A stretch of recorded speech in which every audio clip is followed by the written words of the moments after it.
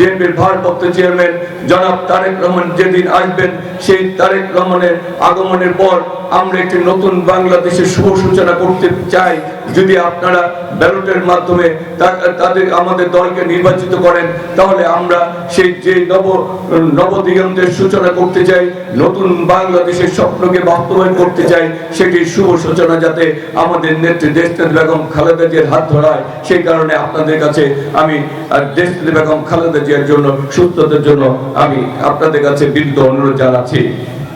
বিএনপির ভারপ্রাপ্ত চেয়ারম্যান আগামীর বাংলাদেশ দিয়ে শুধু স্বপ্ন দেখেন না, তিনি আগামীর বাংলাদেশের একটি পরিকল্পনা করেছেন, যে বাংলাদেশে শোষণ মুক্ত, দুর্নীতি মুক্ত, যে বাংলাদেশে মানুষ তার ভোটাধিকার প্রয়োগের মাধ্যমে দীর্ঘদিন যে ভোটের অধিকার থেকে বঞ্চিত ছিল, সেই ভোটাধিকার প্রয়োগের মাধ্যমে সে তার ভোট প্রদান করার মাধ্যমে সে আগামী দিনে নেতৃত্বকে নির্বাচিত করবে।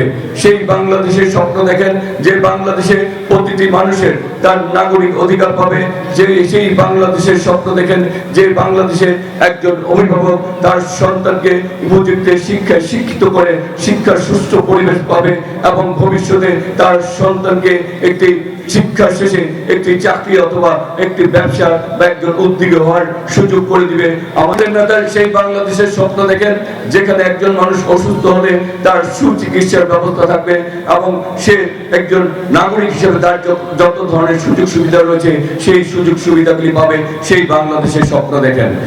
আমাদের মা বোনরা যারা গৃহিণী রয়েছেন, তাদেরকে একটি ফ্যামিলি কার্ড দিতে চান, যে ফ্যামিলি কার্ডের মাধ্যমে তারা তাদের কেনাকাটার জন্য যে ব্যবস্থাগুলি রয়েছে সুলভ মূল্যে যাতে তাদের কেনাকাটার ব্যবস্থা হয়, তারা যাতে ঘরে বসেই তাদের দ্রব্য মূল্যগুলি সুস্থ তাদের দ্রব্যগুলি সঠিক মূল্যেই যাতে ক্রয় করতে পারেন।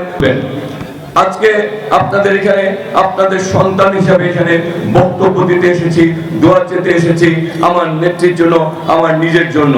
এই এলাকাটি 73 নম্বর ওয়ার্ড দীর্ঘদিনের অনেক সুযোগ সুবিধা, নাগরিক সুযোগ সুবিধা থেকে বঞ্চিত।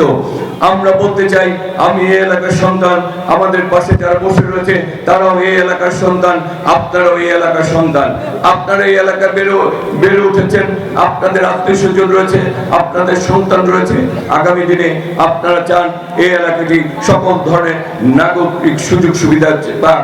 আমরাও চাই এই এলাকাটা সকল ধরনের নাগরিক সুযোগ সুবিধা পাক।